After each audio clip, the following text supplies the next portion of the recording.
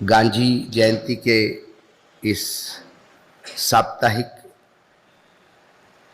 पूरे बुके में या एक फूलों के गुलदस्ते में एक छोटा फूल मुझे भी बनाया, इसलिए मैं पितृतुल्य गुरुतुल्य सप्तर्षि साहब का आभार प्रकट करता हूँ। और मैं हाथ जोड़ के आपको एक विनती भी करता हूँ कि ऐसा कभी होता नहीं कि आप या जौमंत राव जी आपका संदेश दे और मैं कहीं पे भी कितना भी व्यस्त हूँ तो मैं आपके लिए समय ना निकालूँ। मैं ये सोच के आता हूँ कि मेरे अपने घर का कार्यक्रम है, तो जब भी ऐसा स्वागत होता है शाल वाल ओढ़ने का, तो मैं बड़ा संकुचित हो जाता हूँ, संकोच में पड़ जाता हूँ। तो अगली बार आप स्वागत के जगह पे मेरे सर पे हाथ दे के आशीर्वाद भी दे देंगे तो वो मेरे लिए सबसे बड़ी शॉल, और उसकी जो ऊब है, उसका जो आशीर्वाद है, वो मेरे साथ हमेशा रहेगा। ये मेरी आपको एक विनती है। इसके पहले जब मैं आया था, 2024 के चुनाव के पहले का समय था, और एक भय का बादल पूरे देश में व्याप्त था। इस लोकतंत्र के उगते सूरज को मानो किसी राहु ने ग्रसित किया था, और जब ग्रहण लगता है तो आवाजें आती है, दे दान छूटे गिरान, मतलब तू दान देगा तो ग्रहण छूटेगा। तो जब कुछ मिला नहीं तो हमारे जैसे कुछ लोग जो सप्तर्षि सर से हमने उत्साह उनसे उधार लिया, उनसे प्रेरणा मिलती है कि उम्र की इस पड़ाव में भी यदि आदमी हम जैसे युवाओं से भी आगे के युवा है तो फिर हमें लगता है कि हम कुछ भी नहीं। तो फिर हमने भी एक अलख जगाने का प्रयास किया विभिन्न प्लेटफॉर्म पे। महाराष्ट्र ही नहीं, पूरे देश में मैंने पहला अलख उत्तर प्रदेश के गौतम नगर जिले में नेपाल के बॉर्डर पे 9 अगस्त क्रांति दिन था, उस दिन से शुरू हुआ और फिर लगातार सिलसिला चलता रहा, और ये सिलसिला अभी भी रुका नहीं है क्योंकि ग्रहण पूर्ण रूप से छटा नहीं है। कल भी एक जगह था, आज भी एक जगह हूं, लेकिन अब जो पहले आवाज में धार थी उससे भी दुगनी धार आ गई है, क्योंकि ये बात तो समझ में आ गया कि बहुत कम लोग ही सही, लेकिन जब आवाज लगाते हैं दे दान छूटे गिरान, तो इस देश की जनता ने दान दिया है। एक मदमस्त सांड को बैल बनाने का काम इस देश की जनता ने किया है, इसलिए इस देश की जनता को साष्टांग दंडवत। मैं पूना में शायद चुनाव के बाद पहली मेरी ये संवाद है। इसके पहले जहां भी जाता हूं मैं साष्टांग दंडवत करता हूं, क्योंकि यदि 370 पार आता तो सप्तर्षि साहब भी जेल में होते, हम कहां होते पता नहीं, यहां शाखाएं लगी होती, महात्मा गांधी का बूथ कहीं और पड़ा होता। 2 तारीख को महात्मा गांधी का नाम लेने पे शायद सजा होती। और ये काम हमने नहीं किया, ये काम इस देश की जनता ने किया, जो अधनंगी है, जो भूखी है, जो महंगाई से परेशान है, उसके पास इतने सवाल है कि जब हम कुछ मांगने जाते हैं तो हमें शर्म आती है, लेकिन उसने अपने विवेक को नहीं खोया। अभी भी चीज पूर्ण रूप से चेंज नहीं हुई है। मुझे याद है कि 2024 के निर्णय के आने के पश्चात नागपुर में एक ऐसी ही संगोष्ठी रखी गई थी। मुझे बुलाया गया था और उसका विषय था कि 2024 के बाद की दिल्ली में 2024 में क्या बदलाव आया। तो मैं भी पेशोपेश में था, क्योंकि अभी एक टेम्पो बनता है भाषण देने का, एक विषय को लेकर हम चलते हैं। अब तो नतीजे भी आ गए, अब हम किस दृष्टि से देखते हैं। तो एक भाजपा के बहुत वरिष्ठ नेता ने चुनाव के नतीजे आने के बाद उस रात को 4 तारीख को 2:30 बजे मुझे फोन किया, सो गए हो क्या? मैंने कहा नहीं। मराठी में बोल रहे थे। उन्होंने जो बोला मैं यहाँ शायद साझा नहीं कर पाया, लेकिन उससे मुझे आइडिया मिली कि 2024 के मायने क्या है। तो मैंने उद्बोधन का जो शुरुआत की, मैं वही आपको बताना चाहता हूं। मैंने कहा कि 2013-14 के बीच गुजरात के गिर के गाय ने एक बछड़े को जन्म दिया।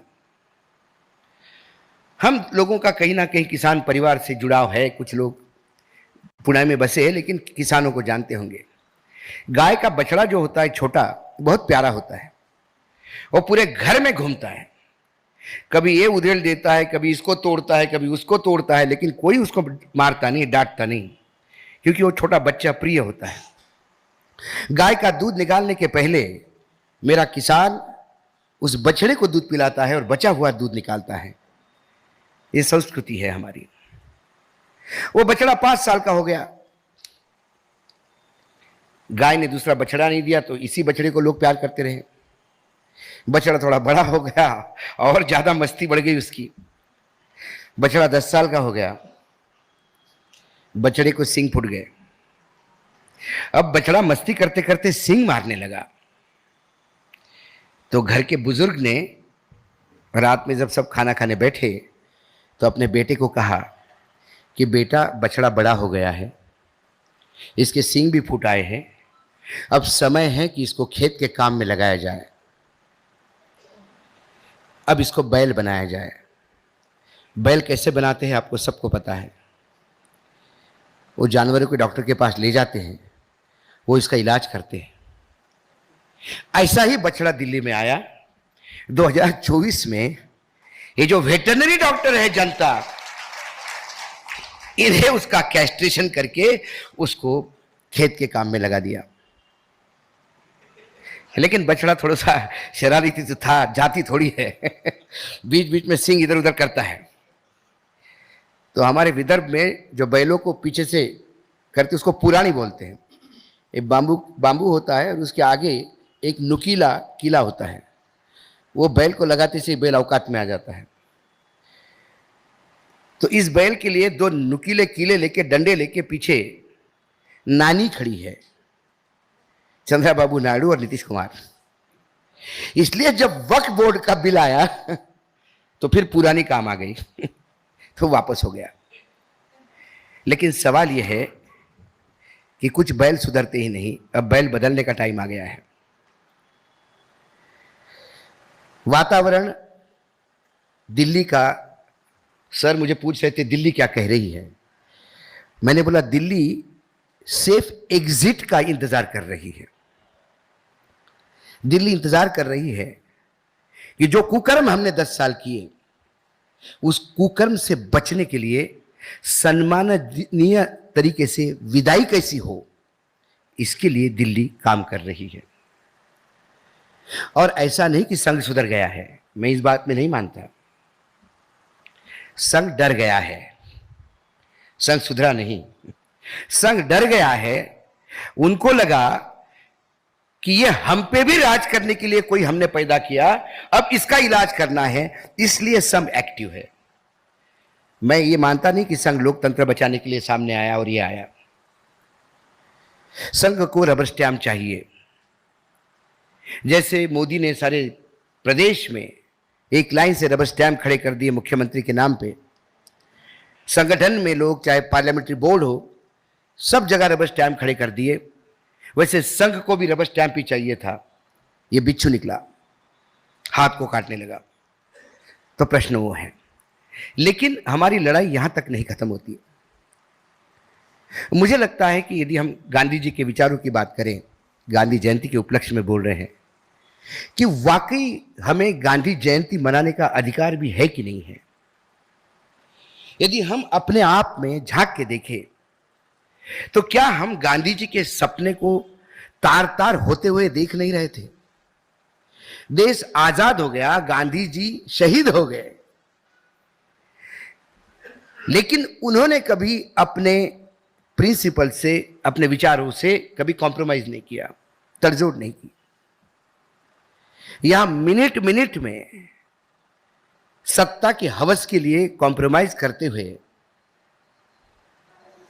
ये सत्ता के राक्षस कहें तो क्या कहें इनको, ये बैठे हैं और ये लगातार राज कर रहे हैं। इसके लिए जिम्मेदार महात्मा गांधी नहीं है, इसके लिए जिम्मेदार संविधान भी नहीं है, इसके लिए जिम्मेदार हम हैं, क्योंकि हम सब जानते हुए भी चुप हैं। जाऊ द्या ना, आपल्याला काय करायला लागते, 5 वर्ष कोणी आलं तर असंच करते, कोणी आलं तर असं कसं करते, कोई भी आया तो ऐसे ही निकलता है बोले, ये बोल के आप चुप नहीं रह सकते। जो ऐसा करेगा उसको जूता पड़ेगा, तो बाकी आने वाले लोग औकात में रहेंगे। नेताओं ने यह तय कर लिया है कि ये मूर्खों की जमात है, इनको बीच बीच में लुभावने चीजें बताते रहो और इन पे राज करते रहो। हमने अपने आप को यदि मूर्ख का तगमा लगाया है तो वो नेताओं ने नहीं दिया, हमने अपने आप को इजाद करके लगवा लिया है।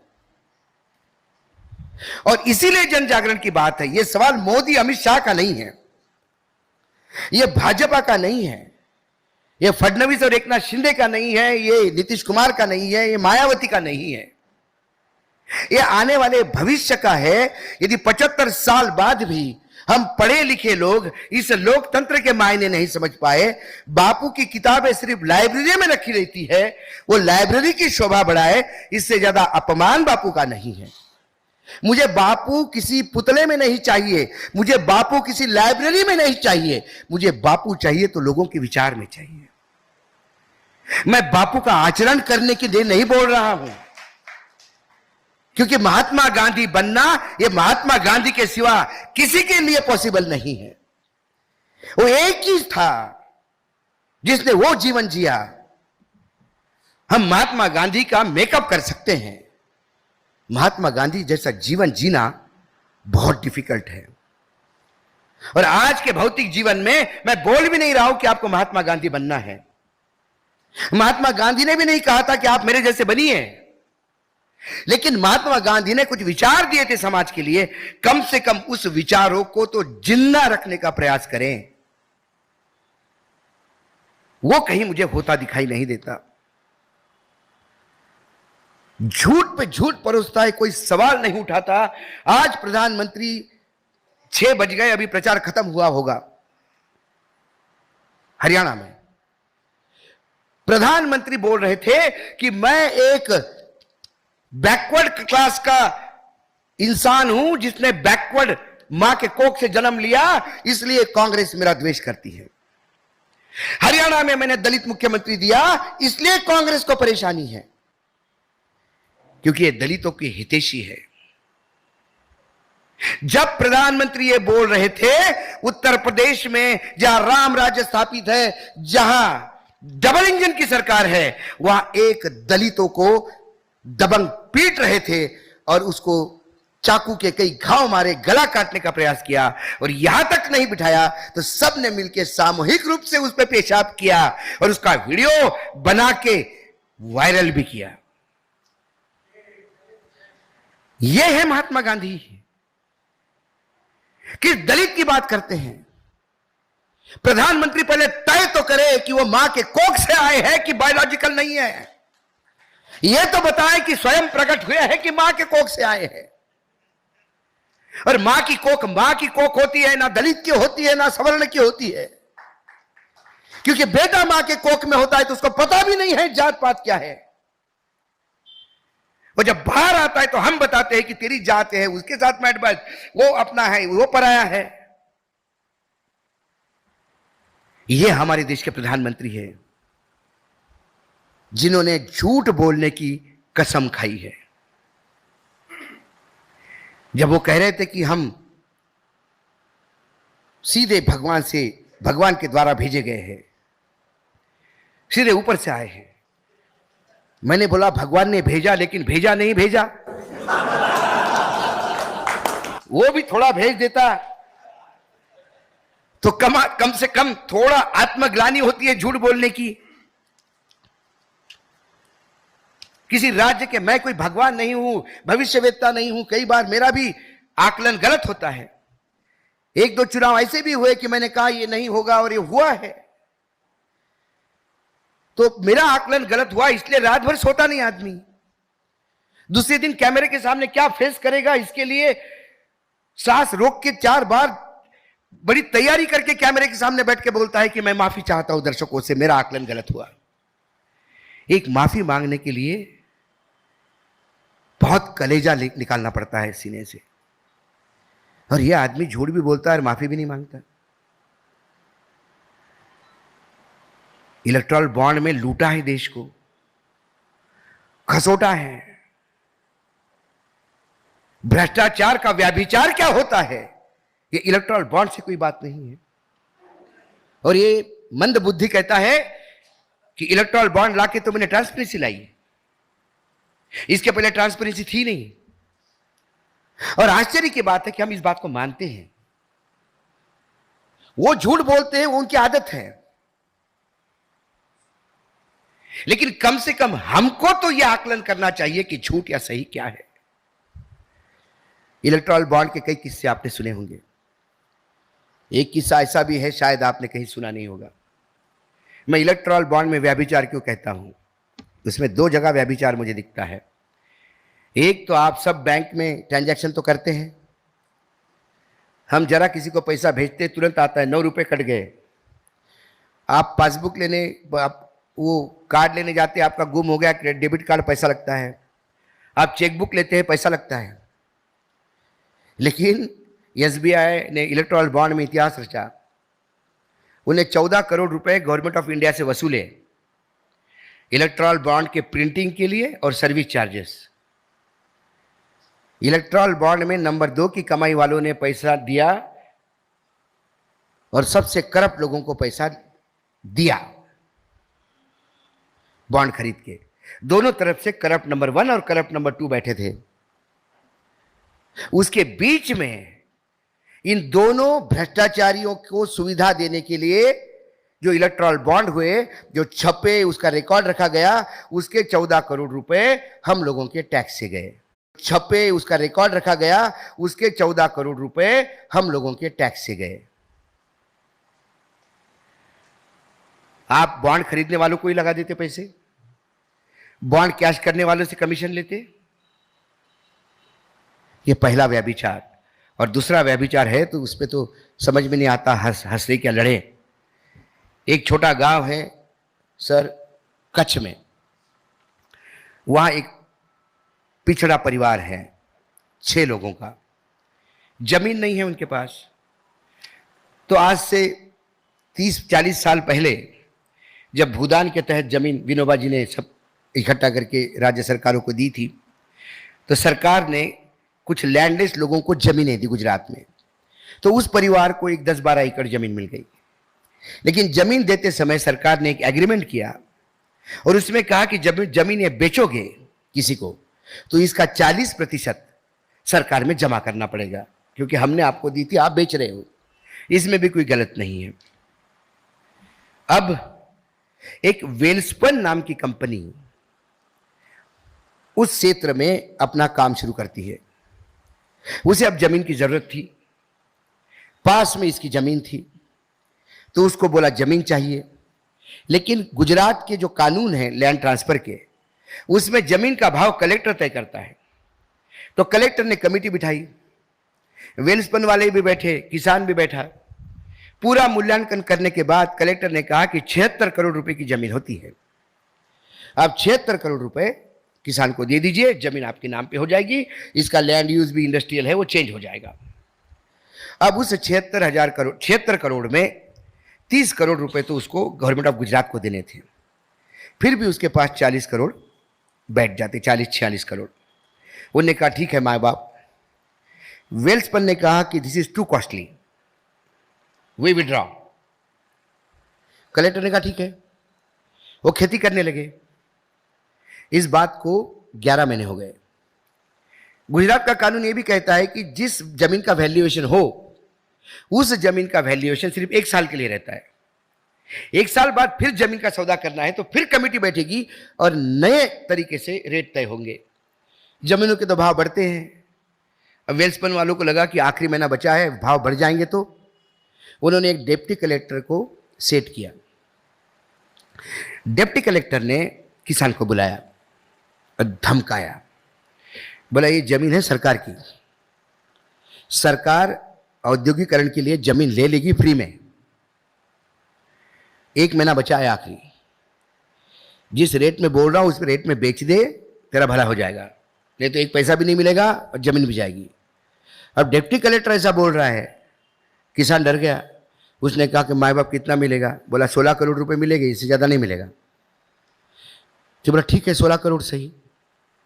16 करोड़ मिले, क्योंकि उस एग्रीमेंट में एक क्लॉज और है, as per the consent of the farmer.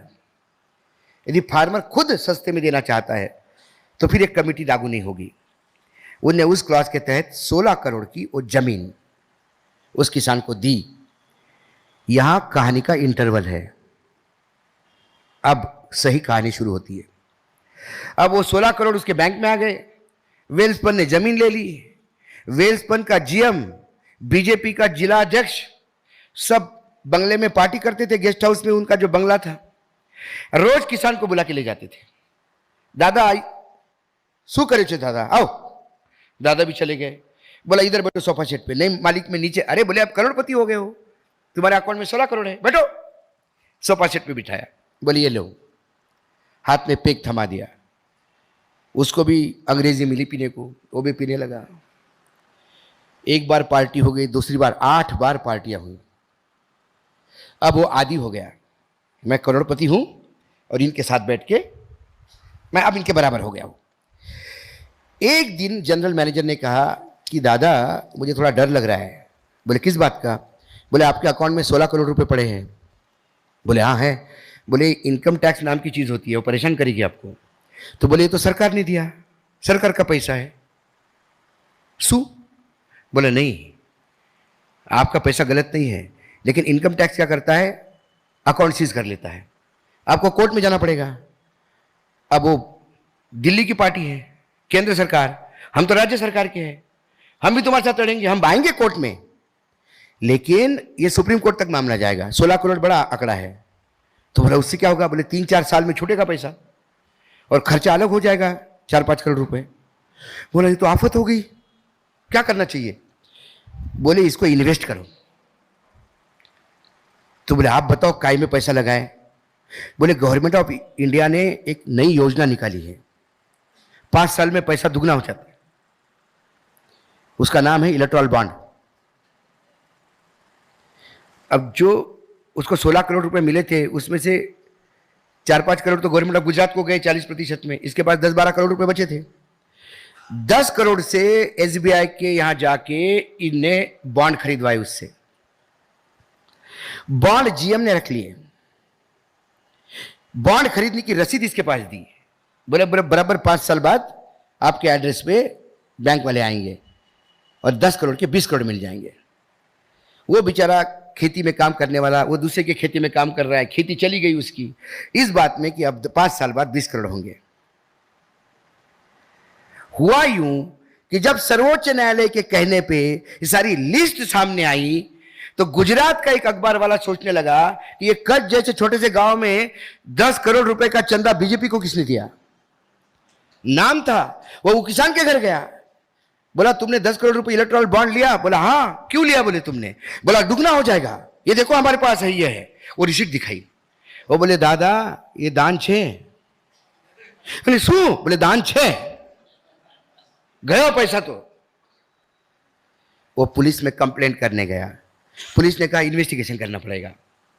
वो बोला साहब मेरे साथ धोखा हुआ, मैं काहे को दूंगा किसी को चंदा, इन लोगों ने मुझे फंसाया। वो बॉन्ड भी मेरे पास नहीं है, वो बॉन्ड बीजेपी के अकाउंट में कैश हुए। और वेल्सपन कंपनी अडानी सेठ की कंपनी है। ये इलेक्ट्रॉल बॉन्ड का व्यभिचार है। ये खबर बाहर आने के बाद भी यदि 10 करोड़ रुपए वापस करने की औकात भारतीय जनता पार्टी में नहीं है तो भारतीय जनता पार्टी में भारतीय लिखने की औकात नहीं है। उन्होंने भारतीय लिखना बंद कर देना चाहिए।